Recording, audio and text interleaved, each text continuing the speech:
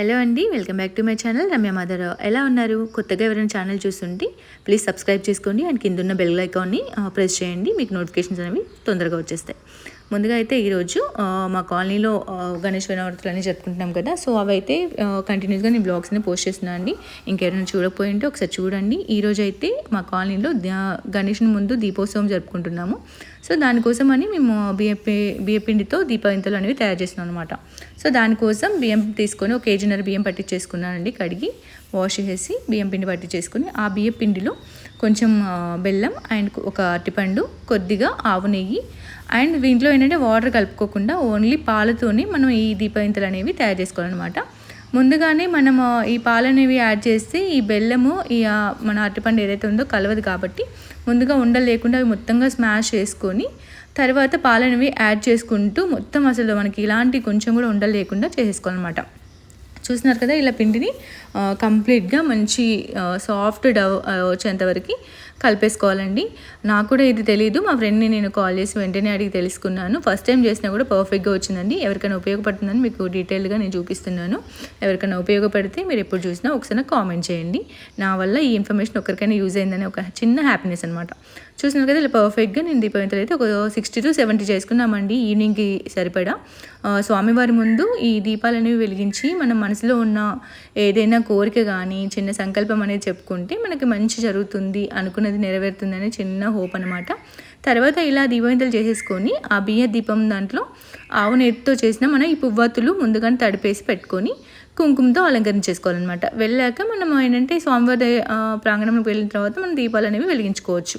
చూసినారు కదా, ఇలా మధ్యలో పువ్వొత్తులు మనం ఆవు నెయ్యితో కలిపేసుకొని పెట్టేసుకొని తీసుకెళ్ళిపోవాలి. ఇంకా చూసినారు కదా, ఇలా అయితే మేము రెడీ అయిపోయాము. స్వామివారి దగ్గరికి మంచిగా స్నానాలు అవి ఫ్రెష్ అయిపోయి చేసేసుకొని ఇంట్లో పనులన్నీ కంప్లీట్ చేసేసుకొని చేసిన ఈ బియ్యం పిండి దీపాన్ని పట్టుకొని ఇంకా స్వామివారి దగ్గరికి వెళ్ళిపోయామండి. ఈవినింగ్ టైంలో అయితే మార్నింగ్ చేసేసుకొని పెట్టుకుంటే మనకి ఈవినింగ్కి పర్ఫెక్ట్గా సెట్ అయిపోతాయి అనమాట. ఇలా అన్నీ చేసేసుకొని అందరం ఇక కాలనీ వాళ్ళందరం కూడాను తలా కొన్ని, అంటే వీలైన వాళ్ళు 21, 11 అలా ఎంత అయితే అంత తీసుకుని అని చెప్పాము. మేమైతే దగ్గర ఒక 50 to 60 or 70 అలా చేసేసాము.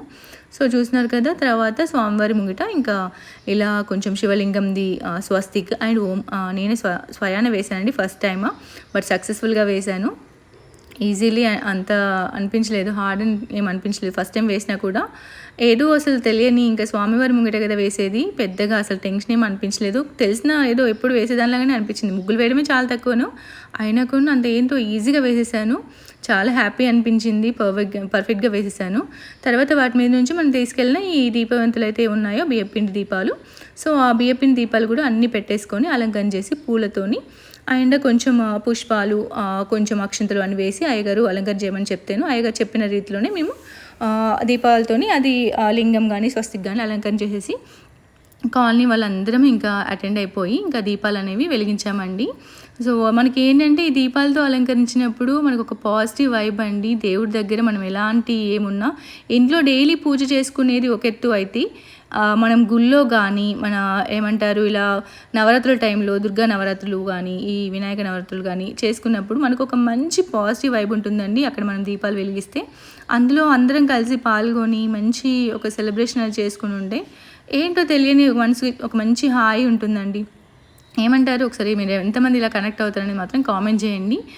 మీరు ఎంతమంది ఇలానే చేసుకున్నారు అనేది కూడా నాకు కామెంట్ రూపంలో చెప్పండి. చూస్తున్నారు కదా, అన్నీ అలంకరణ చేసుకొని కాలనీ వాళ్ళు అందరూ తెచ్చినవి కూడాను మొత్తంగా స్వామివారి ముంగిట మొత్తంగా డెకరేషన్ చేసేసుకొని ఆ తర్వాత మేము దీపాలు అనేవి స్వామివారు వచ్చి ఫస్ట్ గౌరీ పూజ అన్నీ చేసిన తర్వాత స్వామివారికి అన్ని మంత్రాలన్నీ చదివిన తర్వాత స్వామివారు చెప్పినప్పుడే ఇంకా తలా కొన్ని అందరం ఏమంటారు అందరూ కలిసి వెలిగించామన్నమాట. అందరికీ ఛాన్స్ ఉండాలి, సో ప్రతి ఒక్కరు ఒక్కొక్కరిగా వెలిగించాలి అని చెప్పేసి ఇంకా క్లీన్గా ముందు డెకరేట్ చేసేసి ఒక్కొక్కరిగా అందరం ఇంకా దీపాలు వెలిగించామండి. కాలనీలో మనకి ఏంటంటే మెయిన్ ముఖ్యంగా ఉండాల్సింది కోఆర్డినేషన్, అది ఎవరికైనా ఉండాలి. సో మా కాలనీలో అయితే ది బెస్ట్ అనమాట, లేడీస్ మాత్రం. చూసినాం కదా, అందరూ అనుకొని చాలా అందంగా స్వామివారి ముందు దీపాలు అనేవి వెలిగించేసుకున్నాము. ఇలా ప్రతి సంవత్సరం చేసుకుంటామండి. ఇంకా లాస్ట్ ఇయర్ అయితే చాలా గ్రాండ్గా చేసాము, ఇయర్ చాలా తక్కువ చేసాం. కానీ మామూలుగా గోపూజ కానీ శాకంబరి కానీ ప్రతి ఒక్క రోజు ఒక్కొక్క అలంకరణతో స్వామివారిని చూసుకుంటూ ఏంటంటే స్వామివారి మా కాలనీకి వచ్చిన చిన్న పాప లెక్క ఒక చిన్న బాబు మా ఇంటికి వచ్చాడు అనే ఫీలింగ్తోనే అందరం ఎవ్రీడే కూడాను ఒక మంచి ప్రసాదాలతో కానీ ప్రతి ఒక్కరం ఎవరి తగ్గంత వాళ్ళు ప్రసాదాలు తీసుకెళ్ళడము, హ్యాపీలీ స్వామివారితో మాట్లాడుకున్నట్టుగా కాసేపు ఉండి మంత్రోచ్చారణ చేసుకోవడము, అయ్యగారు రాగానే అయ్యగారితో కొంచెం పూజ చేయించుకొని మన గోత్రనామాలు చెప్పించుకొని ప్రతిదీ పూజ చేసుకొని ఒక చిన్న పువ్వు పెట్టి దండం పెట్టుకొచ్చుకుంటే ఒక మంచి పాజిటివ్ వైబ్ అనేది, సీరియస్లీ చెప్తున్నా, ఎంతటి కష్టం ఉన్న వాళ్ళైనా ఇలాంటి ఛాన్స్లు అస్సలు మిస్ చేసుకోకండి. ఏ నవరాత్రులైనా అండి, అమ్మవారి నవరాత్రులు కావచ్చు, ఇలా స్వామివారి నవరాత్రులు కావచ్చు, ఏవైనా కూడాను మీకు ఛాన్స్ ఉంటే కనుక ఒక్క చిన్న పుష్పం పెట్టి దండం పెట్టుకోండి. ఆ మనసుకు వచ్చే హ్యాపీనెస్సే వేరే ఉంటుంది. ఒక్కసారి చేసి చూడండి, తెలుస్తుంది మనకి. చూస్తున్నారు కదా, నేనైతే చాలా బాగా ఎంజాయ్ చేశాను.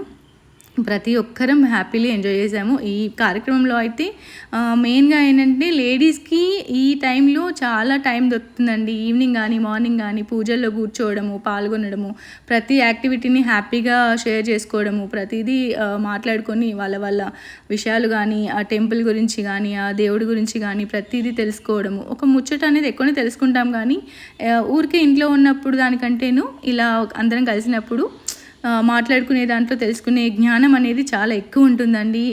ఏమంటారు, నిజమే కదా? చూడండి ఒకసారి ఎంత బాగా అలంకరణ చేశామో, ఎంత బాగా స్వామివారి ముందు దీపాలు వెలిగించామో.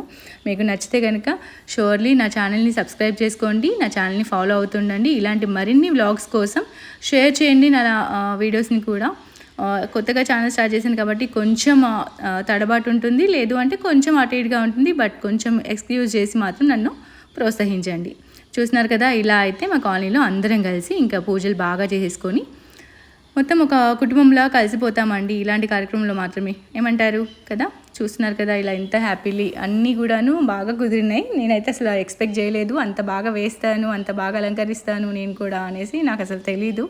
ఇలాంటివి ఎప్పుడైనా జరిగినప్పుడే కదా తెలుస్తుంది. ఓకే అండి, చూస్తున్నారు కదా, ఇలా అందరం కలిసి బాగా జరుపుకున్నాం అన్నమాట. మీకు నచ్చితే లైక్ చేయండి, షేర్ చేయండి, and subscribe my channel also. Thanks for watching.